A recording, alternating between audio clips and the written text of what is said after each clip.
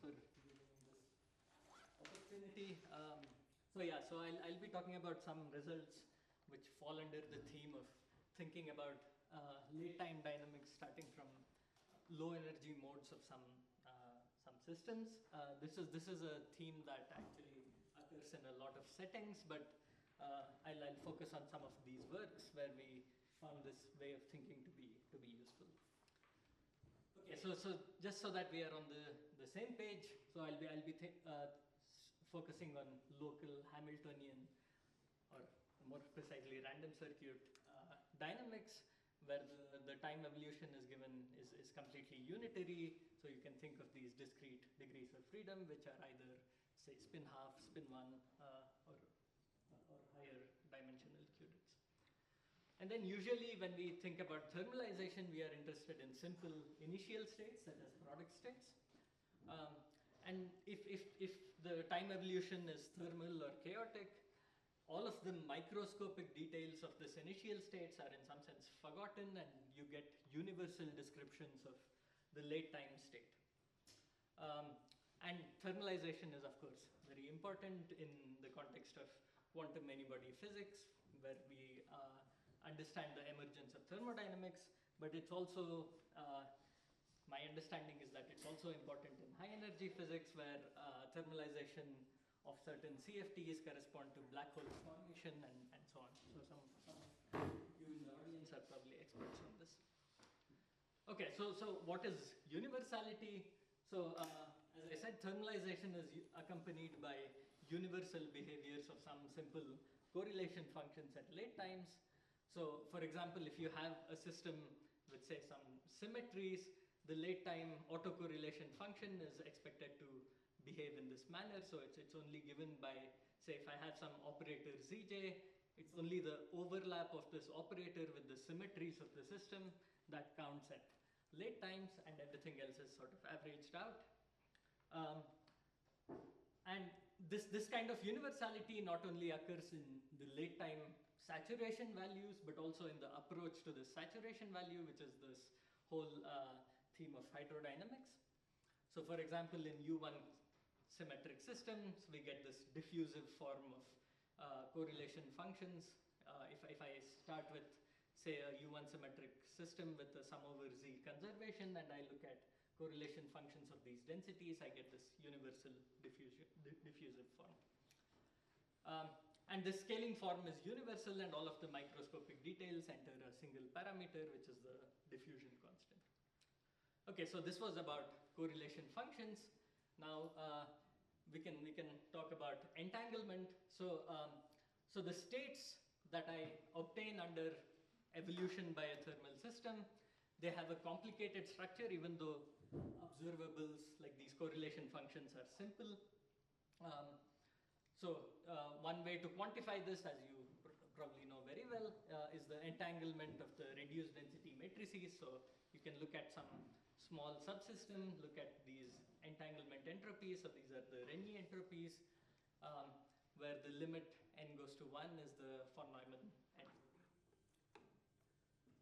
And this thermalization is characterized by the growth of entanglement, and a thermal state at very late times has a volume law scaling of the entanglement, so the entanglement entropy scales proportional to the volume of the subsystem. And the interpretation is that the local information gets scrambled throughout the system. Okay, so just as there is universal behavior in correlation functions, there's also universality in the entanglement. Even though this is a more complicated object, there are some tractable examples like random circuits or these holographic CFTs that suggest that there is, at late times, there is this universal membrane picture for the entanglement.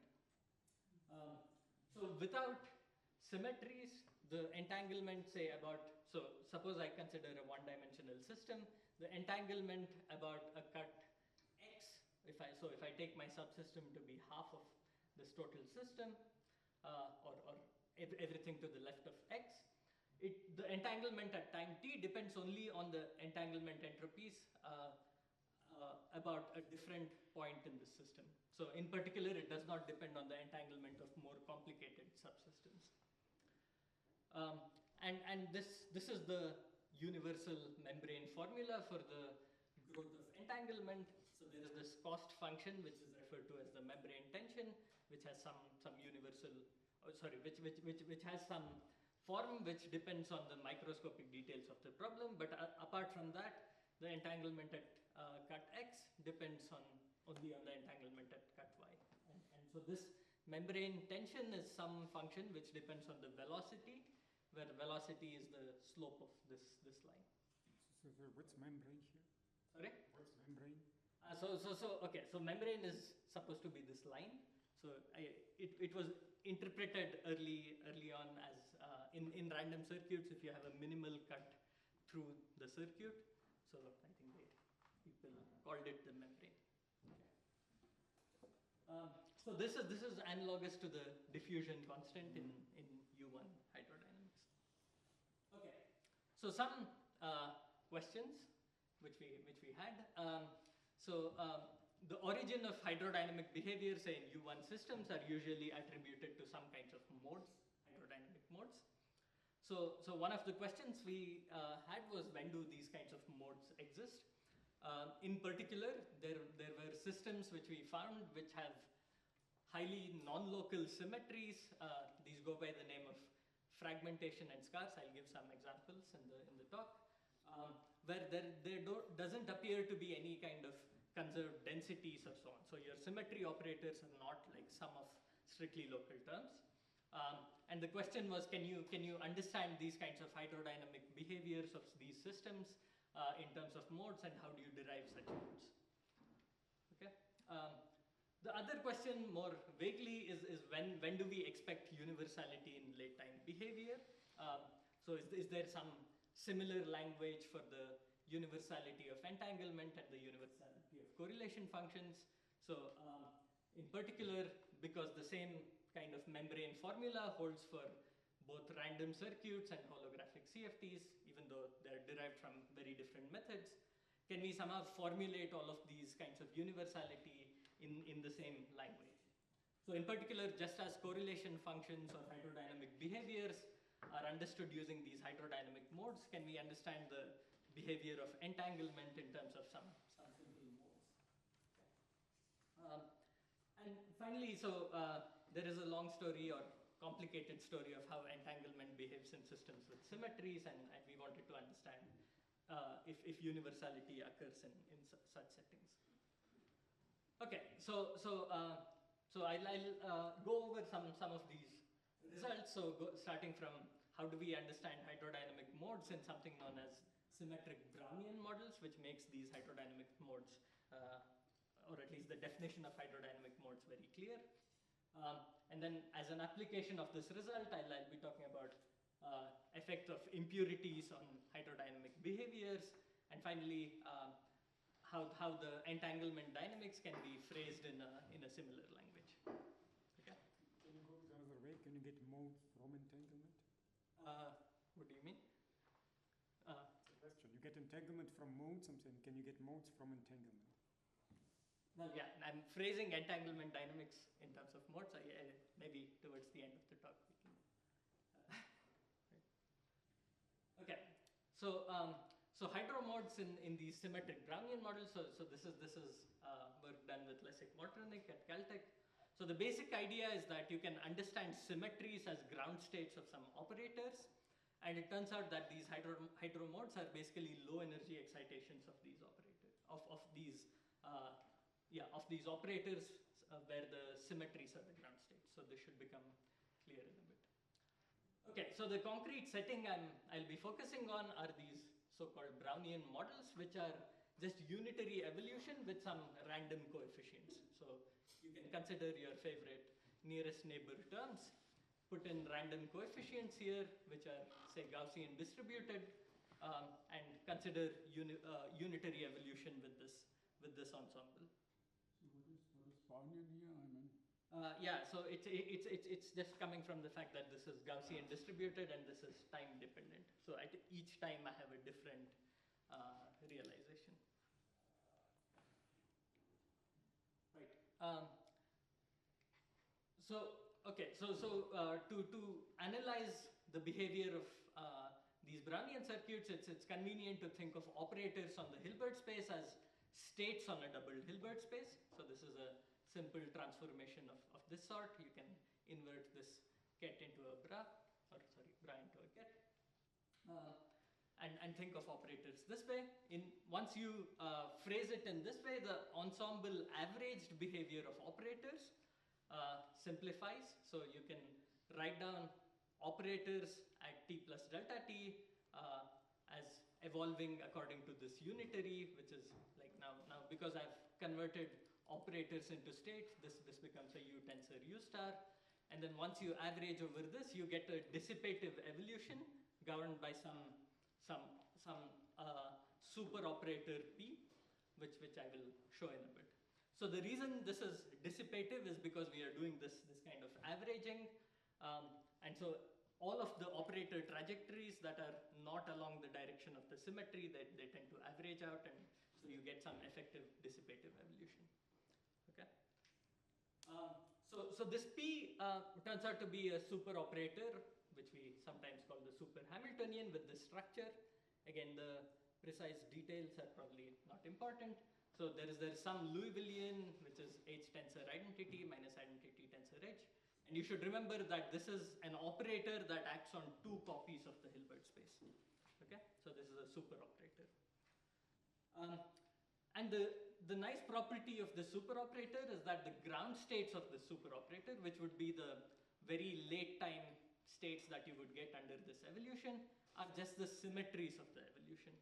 So because of this structure, what you can show is that any kind of state or state on a doubled Hilbert space that satisfies this, it is equivalent to an operator that commutes with each term of my evolution. Okay, so these are just the symmetries of my evolution. These are the internal symmetries. The internal symmetries. I mean, there is a way to extend this to more exotic symmetries, but I will not do that. Okay. So let me emphasize this point a bit more. So these symmetry algebras of systems appear as ground states of these super operators. So in particular, if I just consider a completely generic set of evolution, then the only operator that would commute with each of these terms is the identity operator. So you would get a unique ground state, and this super operator would be completely gapped. Okay.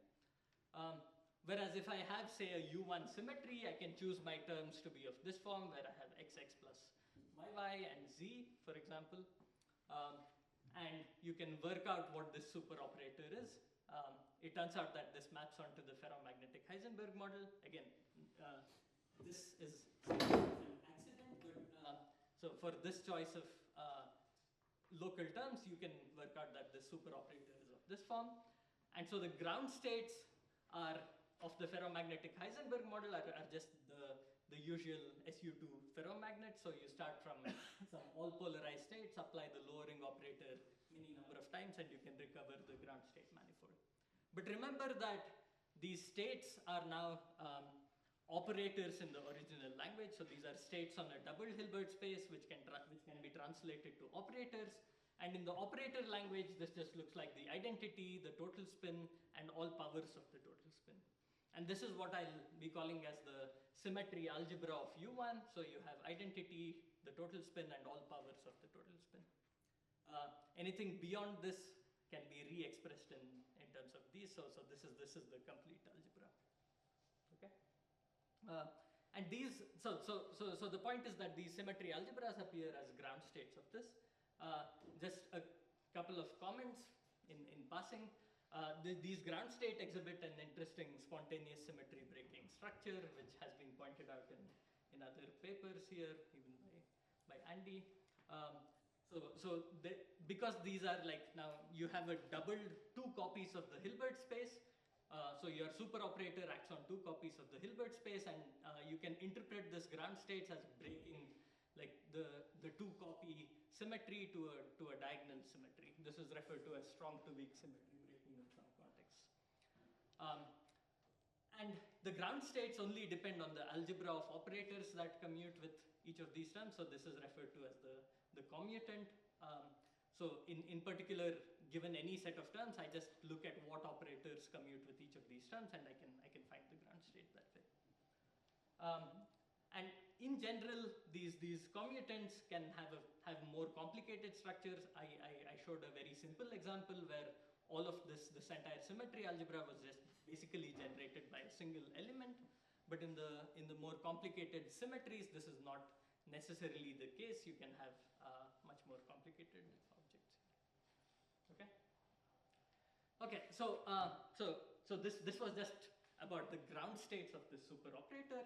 Now I want to understand hydrodynamics of correlation functions. So again, so I can look at the full operator evolution, which once averaged gives me a dissipative evolution with the super operator here. So at very late times, so at infinite times, you basically just project onto the ground states of P. So all of the saturation values of correlation functions are just determined by the symmetries of the system. And the approach to this late time, the saturation values are controlled by the low energy excitations. So can I ask? Yeah. So you appear to be doing the averaging after application of 2U's, but you could have done it differently, right? You could have done it after you applied U many times. Isn't that correct? Yeah, so here the dynamics I'm considering is Markovian. So I mean, so this U is the entire unitary, and the randomness at every step is completely independent, so it doesn't really matter. Okay.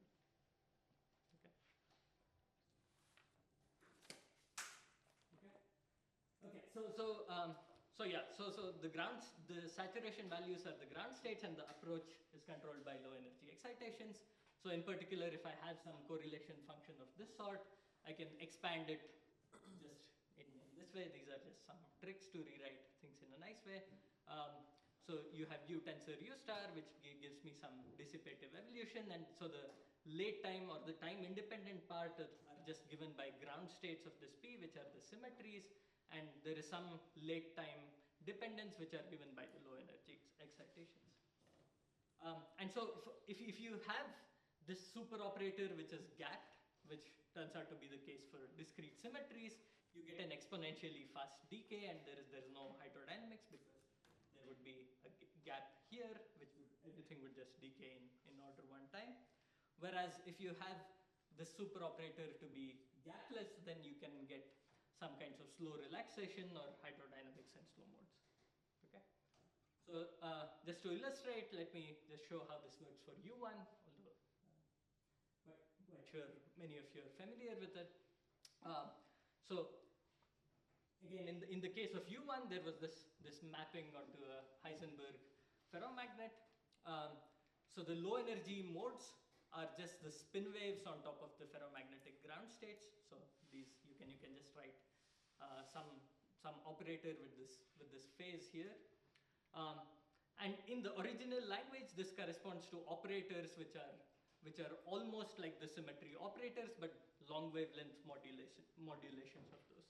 Okay, so and these have energies which are proportional to k square. So if k is 0, this is the ground state, but if k is small, these are the low energy excitations. And using this, you can recover diffusion. So if I just look at 2-point correlation functions and I just use these spin waves, you can easily just recover this diffusive form.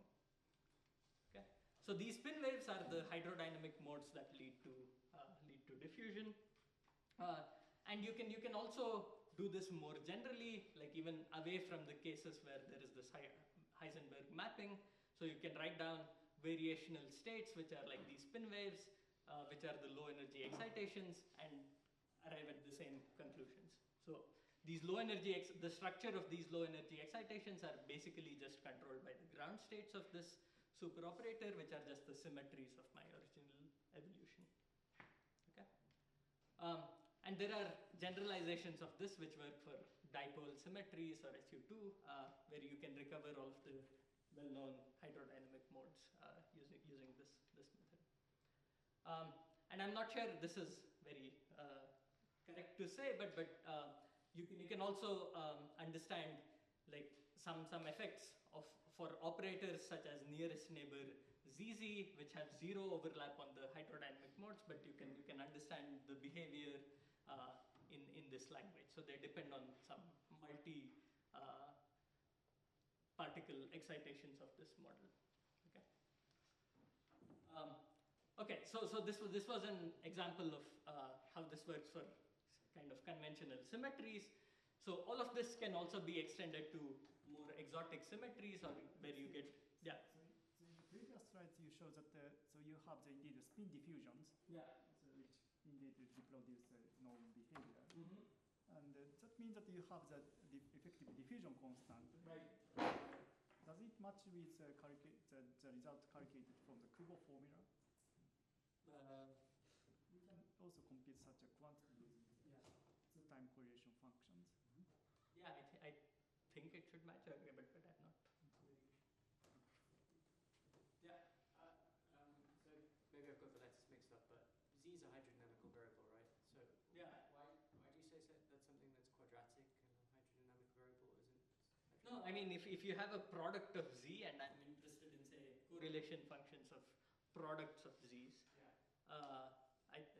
that would this zz operator has a zero overlap on the charge densities. Yeah, still like a slow mode, like the Yeah, well, okay. system should still have basically diffusive hydrodynamics.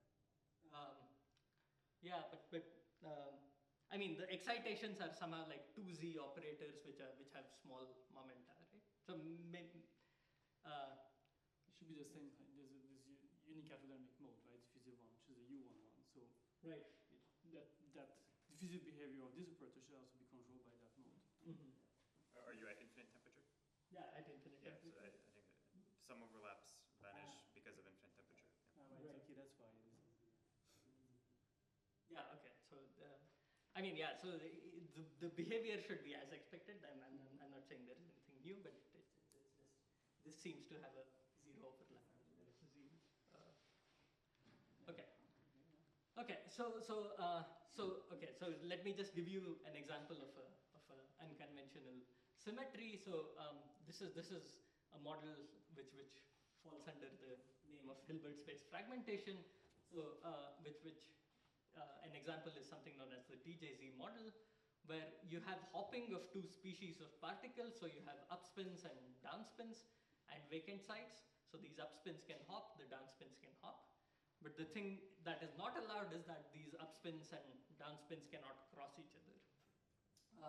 As a consequence, what you get is that the full pattern of spins is conserved. So if I start from some initial state that looks like this, it doesn't evolve into a state. It cannot evolve into a state that looks like this.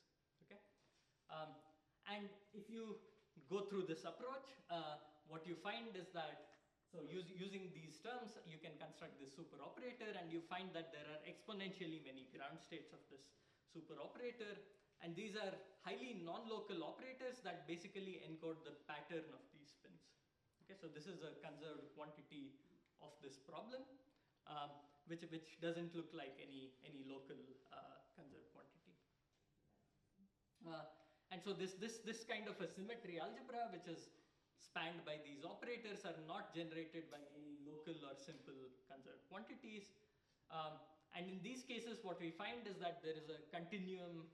I mean, it's not like a single hydrodynamic mode that captures the behavior of these ZZ correlation functions, but rather an entire continuum of modes where we find that you get some exponent which is between 0.25 and 0.3. Shouldn't it be exactly a quarter because single file diffusion? Yeah. So this maps, but it's not a single mode that contributes. So you can't write down, like I think the subtlety might be that the diffusion constant depends on densities and so on. Okay, so you think it's not actually a quarter, though, like that would have been the naive expectation. Sorry. The naive expectation would have been that gamma is 1/4. Yeah, I think it would be, but there is some repetition of these labels. So if all of the labels were distinct, the naive expectation is 1/4, and that is the single file or tracer diffusion which you get due to pattern conservation. But the point is, okay, it's not like there is a single hydro mode that contributes to this pattern.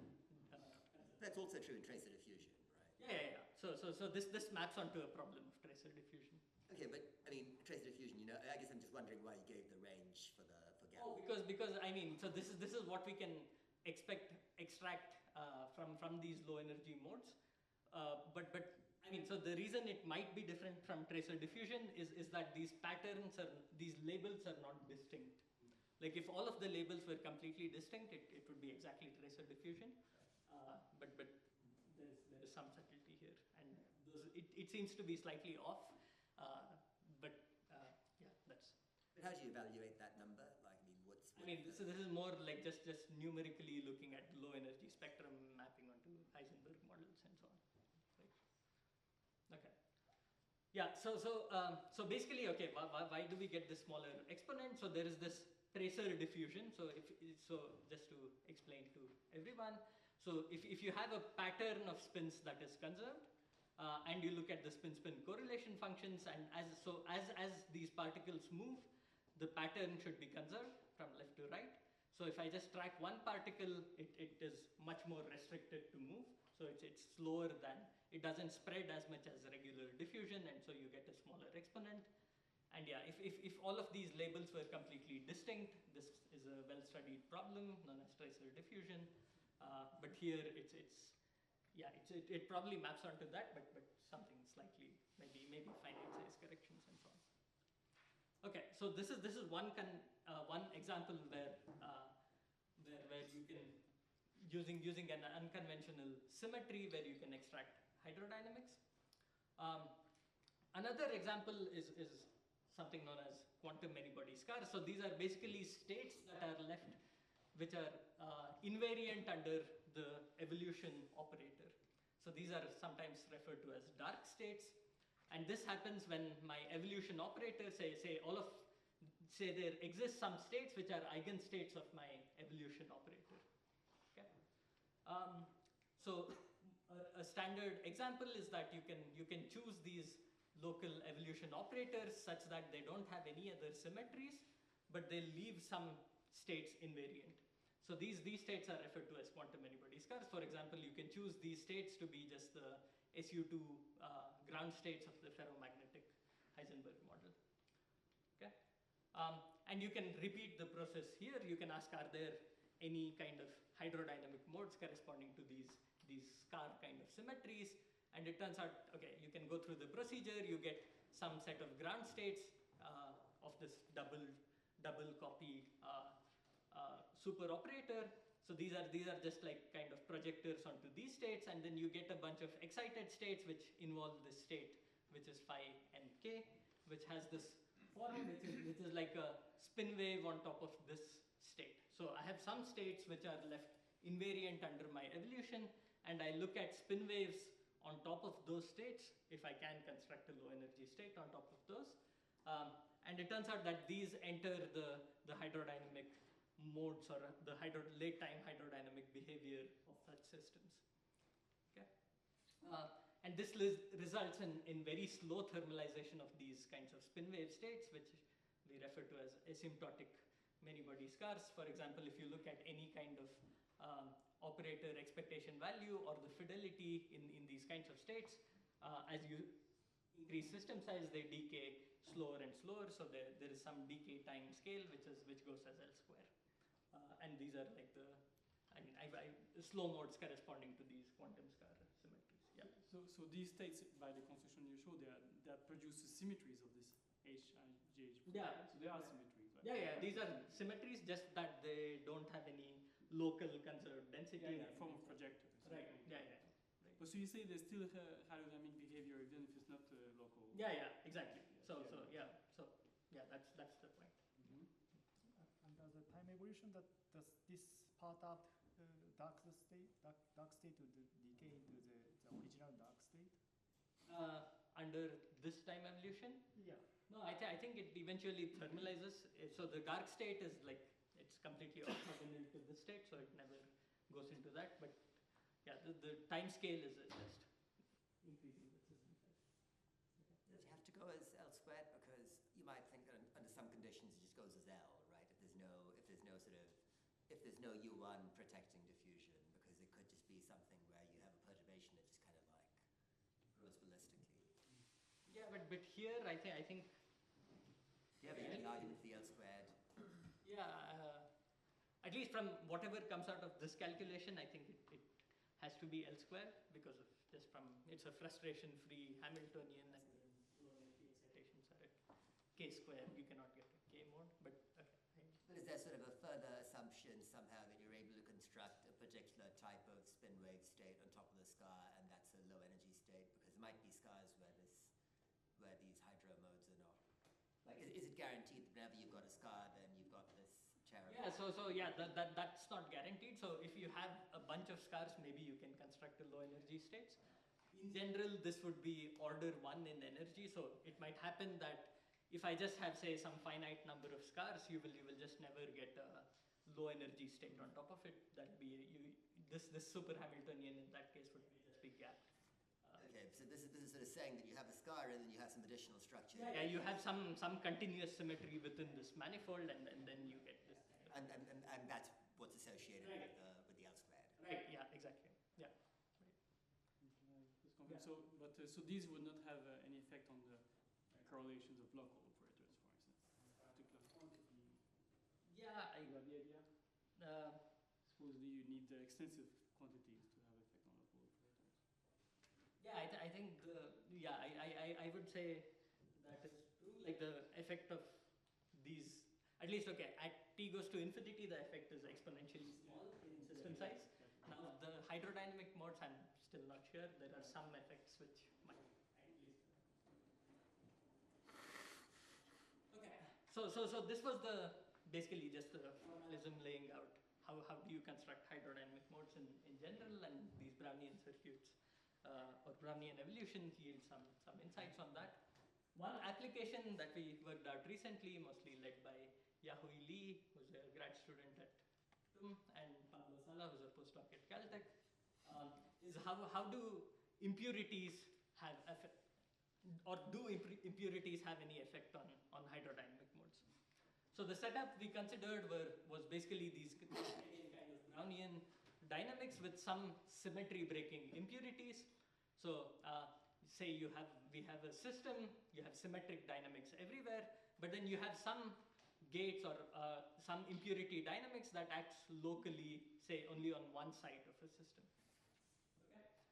So in the U1 case, you can consider U1 dynamics, which are just this xx plus yy and z, and say I have some x1 gate here, which means some unitary evolution also generated by x1, which only acts on this side.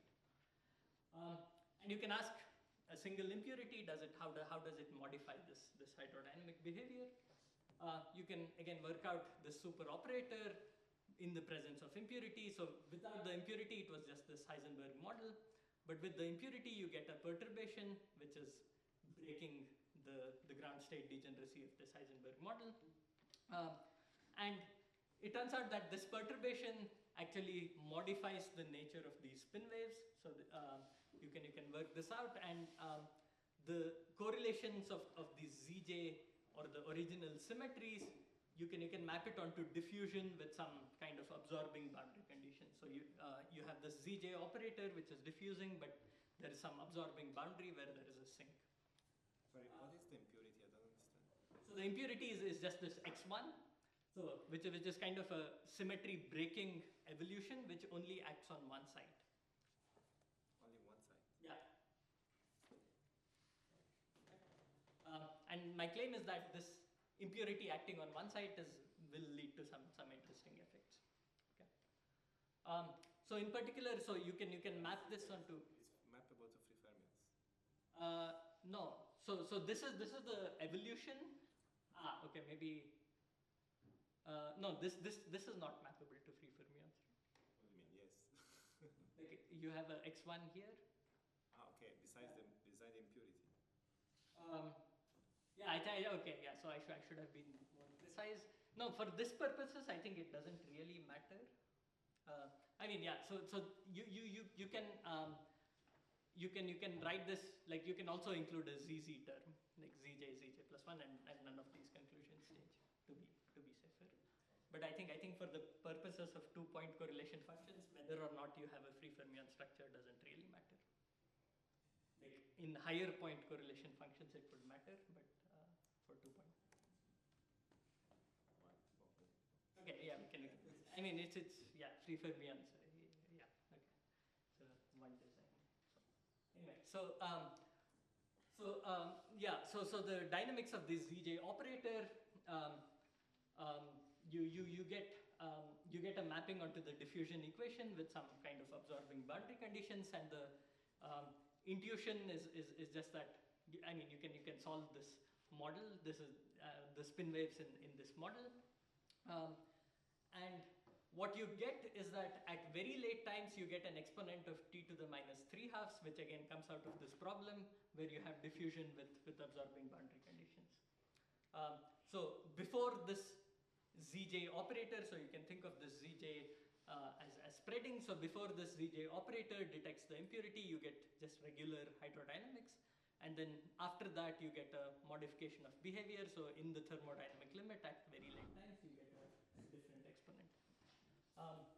So the conjecture is that this impurity strength actually flows to infinity, like under some coarse-grained sense in one dimension, whereas it's irrelevant in higher dimension. D equal to 2 is marginal, where it's not clear that this impurity, whether it's... Sorry, but I mean, isn't this something you could solve much more generally than in this specific model by just saying, oh, let's say I have diffusion and sure. broken at a site.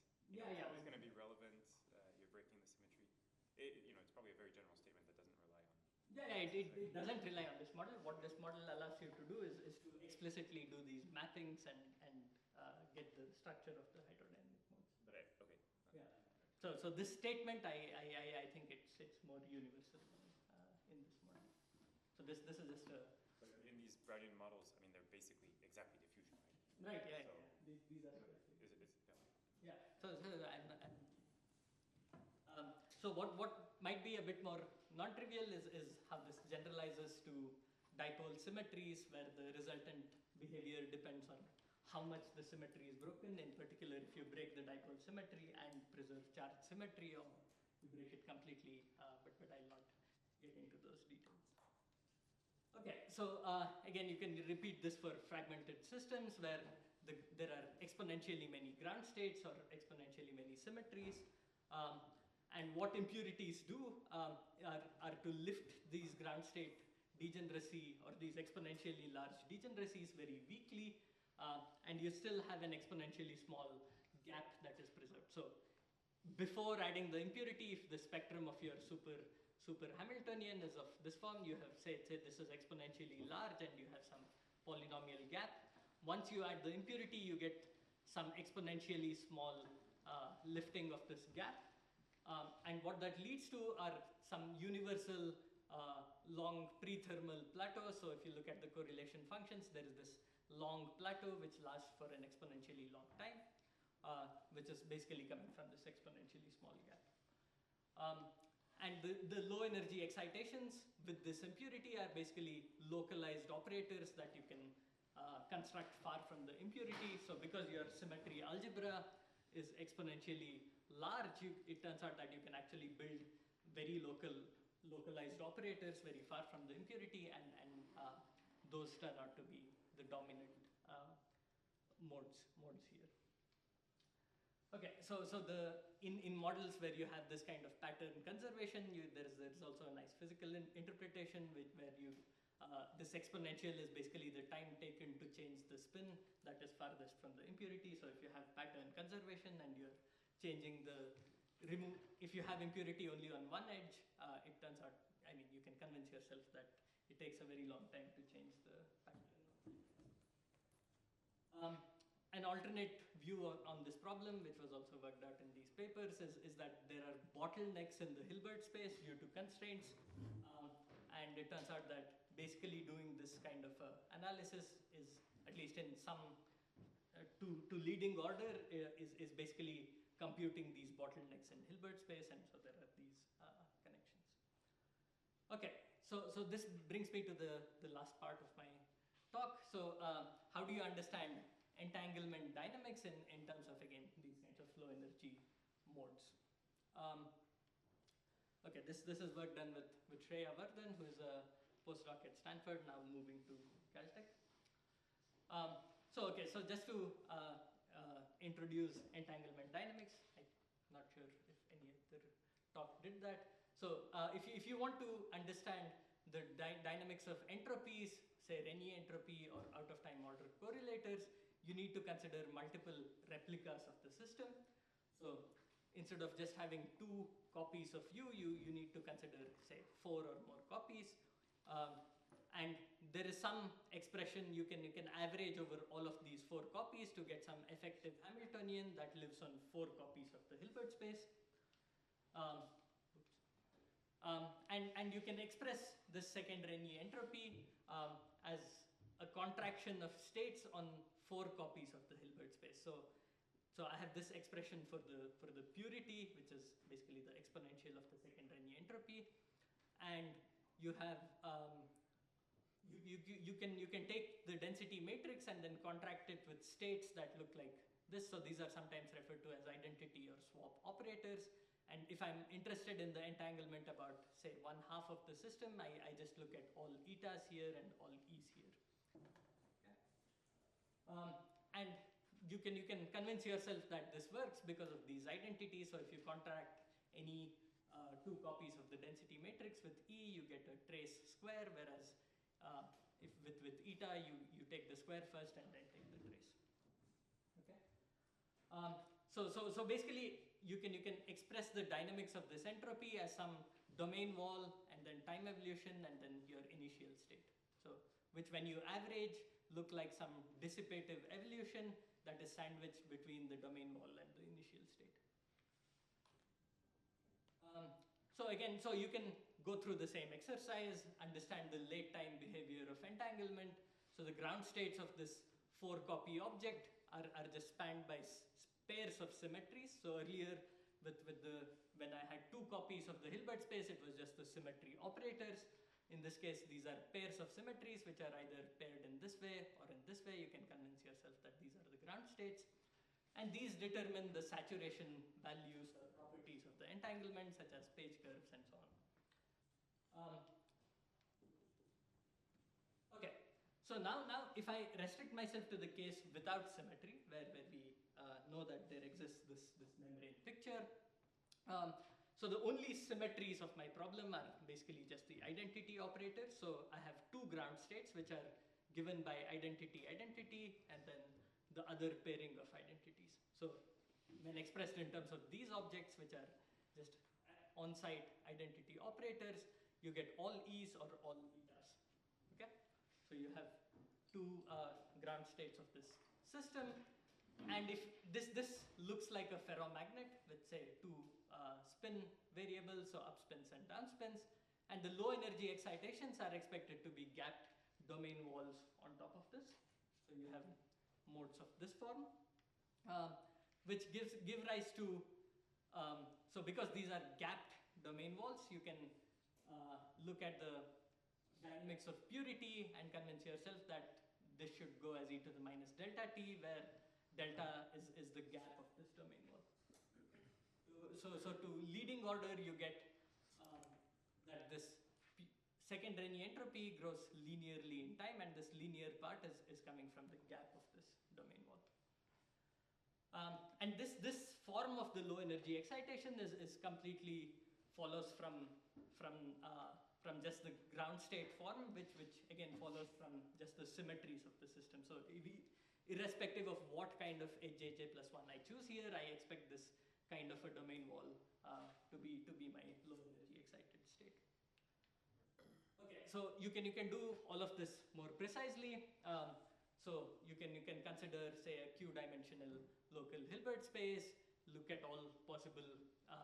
You choose your nearest neighbor operators to be everything that is possible. This is sometimes referred to as the GUE ensemble. And what you find is what you expected. So the average dynamics it turns out that, okay, so the average dynamics has some additional symmetries, which simplifies the problem, but nothing conceptually different. So you get some effective Hamiltonian that looks like this qubit nearest neighbor Hamiltonian, where these qubits are basically these E and eta degrees of freedom that I mentioned earlier. So these degrees of freedom turn out to span my 4 4-copy Hilbert space in this case because of the special form of HJJ plus 1 I chose. Okay, so this Hamiltonian is referred to as sometimes it's known in the literature as the Peschel-Emery line, and in the phase diagram of these qubit systems, it lies within the ferromagnetic phase, which is expected because we had 2 ground states of this model just by construction. So the ground states are just the symmetry operators, and that's what you would expect. Sorry, can you say again? I missed. So this is your quadrupled superoperator. Yeah. And it's but you started with a Hilbert space that had a spin on each side. Yeah. So naively it should have been Q to the 4-dimensional Hilbert space, but then because of this particular form I chose, which was so it turns out that you can focus on the dynamics only within the two on-site Hilbert space dimension. Okay, so you simplify. So this is still a Brownian system where the Hamiltonian density. Yeah. So there is a Q-dimensional on-site Hilbert space and nearest neighbor Q-dimensional operators. But once I average over this, I end up with a 2-dimensional Hilbert space instead of. And this choice is just for simplicity. This is just for simplicity, but all of the conclusions will hold even beyond, and I'll show some evidence for that. Okay, so this is known as the Peschel-Emery line, and this lies within this ferromagnetic phase. Okay, so now how do I get the membrane picture from this domain walls? So it turns out that this domain wall excitation, which I wrote earlier, which are basically domain walls between these two states, are very good variational states. In fact, there was a later paper which came out where you can actually make this an exact eigenstate if you modify your evolution appropriately. So because this domain wall is a good quasi-particle, so it doesn't decay under the evolution of this P4. So you can express the second Renyi or the purity in terms of this domain wall e to the minus P4 and your initial state. And so here I just insert a set of identities. And because this domain wall, so think of this backward evolution. So I start with the domain wall and I evolve with this e to the minus P4. Because this preserves the form of the domain wall, you can just focus on the sector where you insert these domain walls here. Okay? So you get some evolution which is just completely determined by the propagator of domain walls, which is this G of x minus y. And all of this is happening because the domain wall is a very good quasi-particle of this system. You have a ferromagnet, so your domain wall is a good quasi-particle. So this domain wall propagator can again be expressed in terms of its dispersion relation. So you can write down E of k and so on. And this form itself directly simplifies the expression for the purity. So because you can think of everything in terms of these domain wall propagators, you can express the Renyi entropy at position x and time t in terms of the Renyi entropy at position y and time t. And at late times, you can take a saddle point approximation, and that directly spits out the membrane formula. So you just taking the saddle point approximation of this equation gives me that this S2 of xt is some minimization over all possible velocities in terms of this function, where this membrane tension is given in terms of is related to the dispersion relation of this domain wall. And this is the formula that was conjectured or known in the literature before. If I want to understand the entropy at position x and time t, I can just express it in terms of the entropies at position y and at a different time with this kind of a cost function. You can also connect all of this to the entanglement growth rate. Like how does if I start with some entropy density in some region with some entropy density S, how does the entanglement grow and what is the growth rate? All of these are connected to the dispersion relation of the domain wall. And there are some very general constraints that naturally come out of this problem. So if I have a region with the maximum possible entropy density. It should never evolve. And that leads to some constraints on this membrane tension, which is expected to be completely general. Okay, so I sort of brushed through the details of the various complications that could occur because this domain wall is not an exact quasi-particle, but all of this can be shown to work out. So in fact, in general, this domain wall does split into multiple possible domain walls, but all of that coefficient is suppressed in 1 over q square. And basically what you can show is that this domain wall just gets dressed because of all of these splittings, and you get some renormalization of the bare dispersion relation. And you can verify all of this with variational unsatz for this low energy excitations, where you, instead of an exact domain wall, you take some dressing of the domain wall with some finite width, and you find that you can actually fit the numerical dispersion relations nicely and obtain sensible membrane tensions from them. Okay. Okay. So this is basically the story without symmetries, and you can also work it out for more general Brownian evolutions, where the simplification to this 2-dimensional Hilbert space doesn't occur, and you get the same kind of results. You get ground states that are just dictated by the symmetry, but then and you can fit these dressed domain walls into the dispersion relations. One change. Okay, so if having a free fermion structure here actually makes a difference. So if I choose this evolution to have if I just remove this z term here, then you can map this onto a free fermion. But in that case, you get extra ground states due to something known as superoperator symmetries, which I'll be happy to discuss about. But okay. So all of this was for second Rényi entropies. You can play the same game for higher Rényi entropies, where Sorry, could I just check? So long as you're still talking about the second Rényi entropy, I'm not sure I have a picture of how domain walls split. I mean, are you saying one domain wall splits into 3? Or, so it's like under the evolution. I mean, if you write down the rules, it basically looks like I have a eta state here, E state here, but you can have a state where this is eta. Yeah. Okay. Yeah. Just. Okay. So with higher Rényi entropies, the story is supposed to be similar, but it turns out that there are some complications. So you can express higher Rényi entropies in terms of 2n replicas of the system with various kinds of pairings and so on. You would have thought that there is a nice domain wall mode between these kinds of domain walls that naturally occur in the expression for the Rényi entropies. It turns out that there are such modes, but those do not satisfy the physical membrane constraint. So if I start with a maximally mixed state, its entropy shouldn't decrease physically, but that doesn't come out of the domain wall dispersion relation. And our conjecture, and some signs of this has also been seen in Haar random circuits, is that there are other competing eigenstates which play a major role, and we still don't have a full resolution of this.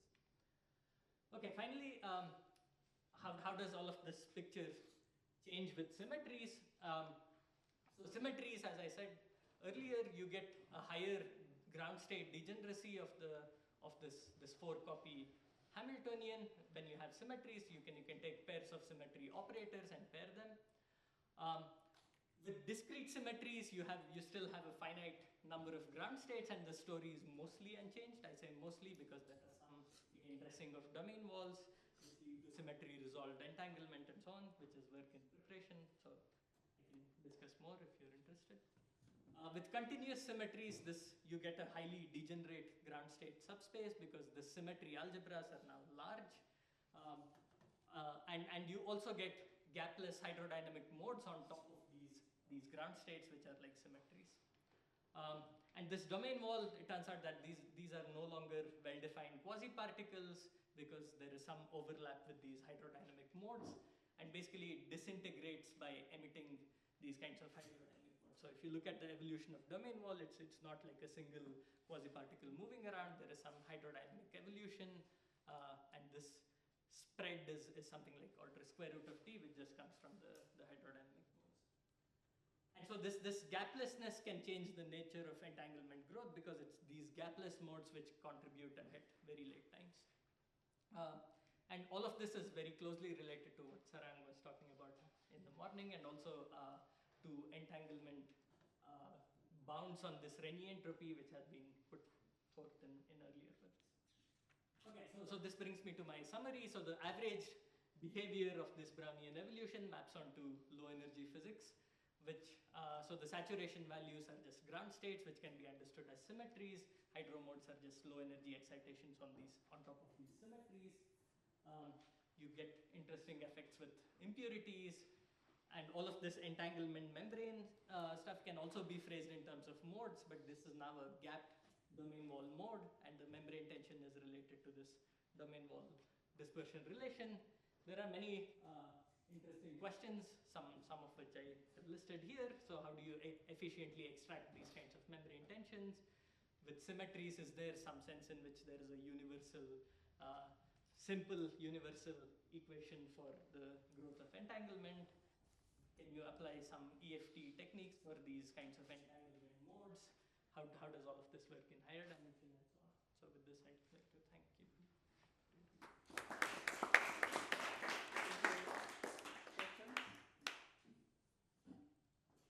Yeah, so maybe to try to understand, so I guess there are hopes that this membrane picture is very general, right? Yeah. To, I mean, basically anything potentially, or maybe not. But so so in your picture, it's really a very specific thing, the domain wall related to the degrees of freedom you had in your spin chain. Do you have more generally, like what is responsible for the mode? Is there? I guess there's not really a symmetry, but can you give a kind of more model independent way to characterize? This is in some sense, look, so the symmetry is model independent. So you have two ground states which just come from the symmetry, and then Z2 you're saying. Yeah, all E and all etas. So those are basically just the absence of symmetries. But what was that symmetry in the original microscopics? I mean, it's just the identity. So there is no symmetry. So you mean the Z2 symmetry that's protecting this? Your domain walls. Yeah. Okay, so that is just the symmetry between replicas. I see, so it's a replica symmetry. Replica symmetry, and so you expect this. I see. But from the earlier proposals, Yeah. the membrane was kind of for, well, I guess for von Neumann or for any Rennies, right? So Yeah. So von Neumann, you can in CFTs people computed the von Neumann, but in random circuits people looked at these kinds of Renyi entropies, but it was just not phrased in the language of these modes. But yes, there's some similar physics that happens there. Maybe I have a question. Yeah. Is it crucial that you have a random evolution, that you have noise in the evolution? Yeah, that's a good point, and I don't know.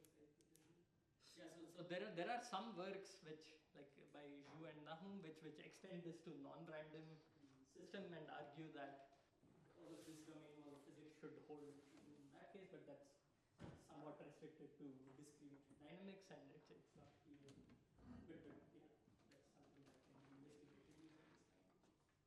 Other questions? For the single impurity, that impurity case, Yeah. to the power 3/2 decay that you got. Yeah. Still for tracer diffusion. I mean. No, that is just, you just have diffusion, regular diffusion, but with an absorbing boundary condition. Like you just have a particle here, which can be, there is a delta potential here, which so your modes look like they should have zero weight at the impurity. Yeah, so if I'm given a Hamiltonian and with a commutant algebra, you can construct this super Hamiltonian P. But if I construct some random super Hamiltonian, it's probably not what you want. I mean, right,